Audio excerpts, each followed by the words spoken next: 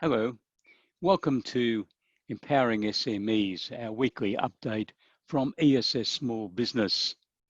This week, what I want to talk to you about is the JobKeeper changes that the Prime Minister and Treasurer announced yesterday and crowdsource funding highlights. So let's go to the JobKeeper situation first. The government has announced that for the continuation of JobKeeper after the end of September, the determination as to whether a business can continue to utilise JobKeeper will be based on the turnover achieved by the business in the quarter of July, August, September, as compared to the same 3 months in 2019. And to continue to utilise JobKeeper, there has to be a 30% drop in income for businesses with turnovers up to $1 billion. And for charities and not-for-profits, the turnover has to reduce by 15%. You will recall that when this condition was originally announced, that you had to qualify in both the June quarter and the September quarter. Because of the very significant problems that are now emerging in Victoria, the government has decided that the change will be determined on the September quarter only, but they cannot apply that just for Victoria, so it applies throughout Australia. So please take that into account in your thinking and planning of your business operations. The other big news relates to crowdsource funding equity raising highlights.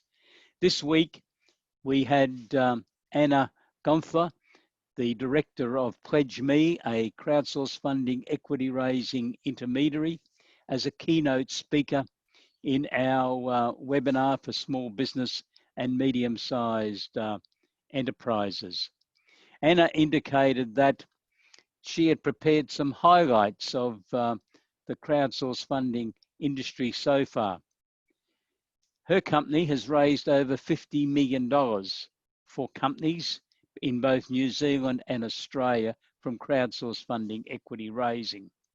80% of the investors were aged under 35 years of age.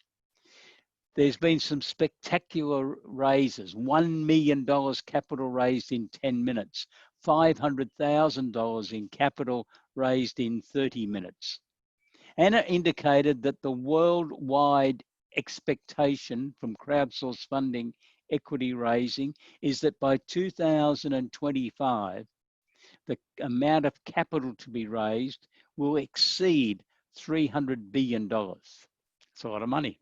She also indicated that 50% of founders in companies that Pledge Me has assisted were females. She also indicated that to be successful in crowdsource funding equity raising, a company needs to have fans, and that 80% of investors have been customers of the business. She also stressed that companies need to have a good social media presence, and they need to be articulating their social media platforms and traditional media for at least 4 to 5 months prior to trying to raise capital, so that the general public, the fans, have got a good idea of what's going on.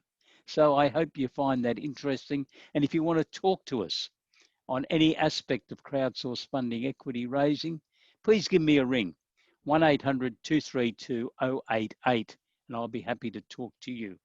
Our next webinar targeted at SMEs is on Wednesday, the 12th of August at 12 noon AEST.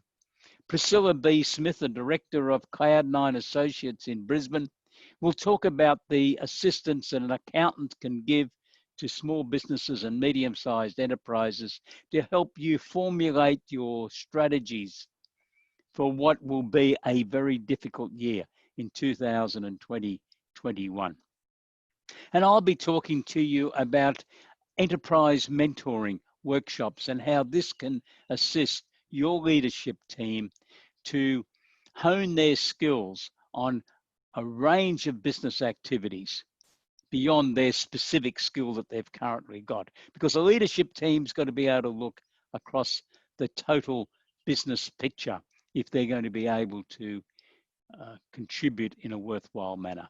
So register for that free webinar by going to our website, www.esssmallbusiness.com.au/webinars. Stay safe. Thanks for being with us today. Have a great day. Goodbye.